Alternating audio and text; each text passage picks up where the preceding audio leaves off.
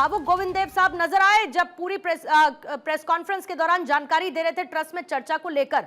लेकिन एक संदेश बहुत साफ है, नई जिम्मेदारी सौंप दी गई है और अब पूरी रीस्ट्रक्चरिंग होगी ट्रस्ट की, ये कबूलते हुए कि लूपहोल्स थे जिसका फायदा उठाया गया और चंदा चोरी हुई।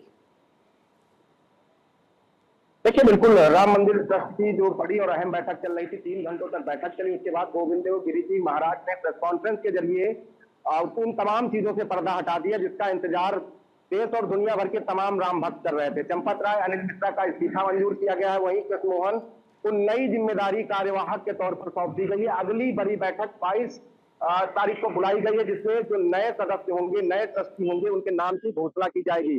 प्रेस कॉन्फ्रेंस में यह भी कहा गया कि जो लगातार सूचनाएं चल रही थी कि मंदिर परिसर में जो बेशकीमती वस्तुएं लोगों ने दान की थी वो गायब हो गई, उसको लेकर भी उन्होंने लोगों को, राम भक्तों को आश्वस्त कर दिया है कि उनके पास बाकायदा उन वस्तुओं का एक रजिस्टर है जिसमें 2800 ऐसी बेशकीमती वस्तुएं हैं राम मंदिर को दान की गई थी, उसका ब्यौरा उपलब्ध सुरक्षित रखा गया है। चाहे वो रामचरितमानस हो जो 1.25 कुंटल या फिर बसंती की प्रतिमा की बात करें, या वो बेशकीमती हार जो प्रभु श्री राम के गले में पहनाने के लिए राम भक्तों ने दान में दिया था। तो उन तमाम तस्वीरों से पर्दा हट गया है जिसकी आज जनता जो है बेसब्री से इंतजार कर रही थी। ये बहुत बड़ा दिन राम भक्तों के लिए भी था। राम भक्त भी लगातार इस पल का इंतजार कर रहे थे कि जिनके ऊपर सबसे ज्यादा आरोप लग रहे थे, चंपत राय और अनिल मिश्रा, उन्होंने इस्तीफा भी दिया था और ट्रस्ट के लोगों ने ये स्वीकार कर लिया कि जब कोई इस्तीफा देता है तो स्वतः उस इस्तीफा को मान लिया जाता है। यानी कि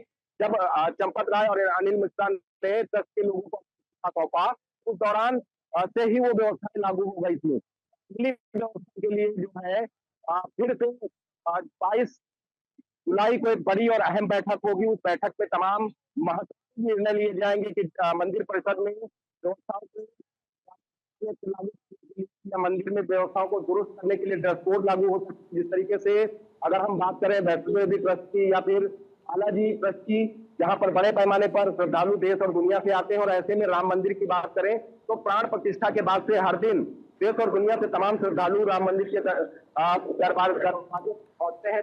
राम के सामने माता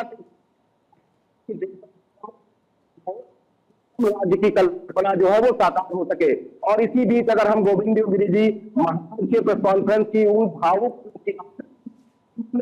जानकारी साझा करते आंखों में आंसू थे और उन्होंने मंदिर के अंदर जो कुछ हुआ वो नहीं होना चाहिए था, और उन्होंने सरकार से निवेदन भी किया है कि जो चोर है, जो पकड़े गए हैं या जो पर्दे के पीछे हैं, उनको भी खोजा जाए, उनको भी पकड़ा जाए और उनके ऊपर भी बड़ी कार्रवाई हो।